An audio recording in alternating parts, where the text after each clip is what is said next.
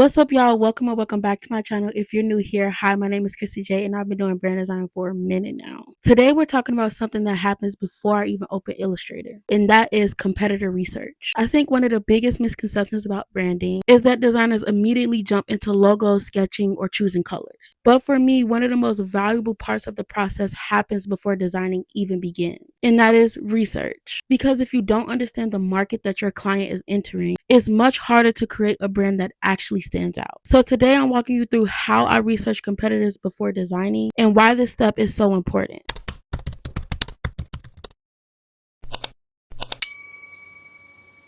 Okay, so number one, why do competitor research matter? Let's start with the obvious question. Why research competitors at all? The goal isn't to copy them, the goal is to understand the landscape. When I know what already exists, I can make more intentional decisions about what should feel familiar and also what should feel different. Good branding balances both. You want your audience to recognize what industry you're in without blending into everyone else. Section 2, what I'm actually looking for. When I research competitors, I'm not just looking at logos. I'm looking at the entire brand experience. Questions I ask include: how are they positioning themselves? What kind of audience are they speaking to? What emotions do their visuals create? What colors and typography are common? What tone of voice do they use? And what feels overused and what feels unique? The goal is to understand patterns, not copy them. Number 3, finding opportunities instead of inspiration. One mindset shift that helped me is this: I'm not looking for inspiration, I'm looking for opportunity. If every competitor is using dark colors, maybe there's room for a brighter visual direction. If everyone sounds overly corporate, maybe there's an opportunity to feel more approachable. Research helps me identify gaps in the market where brands can stand out authentically. Okay, number 4, how do I avoid copying competitors? This is the question I get the most. If you're looking at competitors, how do you avoid creating something that feels too similar? For me, the answer is simple. I don't design while I'm researching, I separate the two phases. First, I absorb information. Then I step away and return to the project focused on the client's goals, not the competitor's visuals. That creates space for original thinking. Number 5, research shapes every design decision. Once I understand the competitive landscape, it becomes easier to make strategic decisions. I can confidently answer questions like: should this brand feel bold or understated? Should I lean into industry expectations or challenge them? And how can we create recognition without looking like everyone else? Research becomes the foundation for every visual decision that follows. Okay, so number 6, common mistakes. A few mistakes I see often are researching only direct competitors, looking only at logos, copying trends instead of understanding them, skipping research because you're eager to design, thinking research limits creativity, but in reality, research gives your creativity direction. Number 7, research is about understanding and not comparison. Final thought: research isn't about proving that your client is better.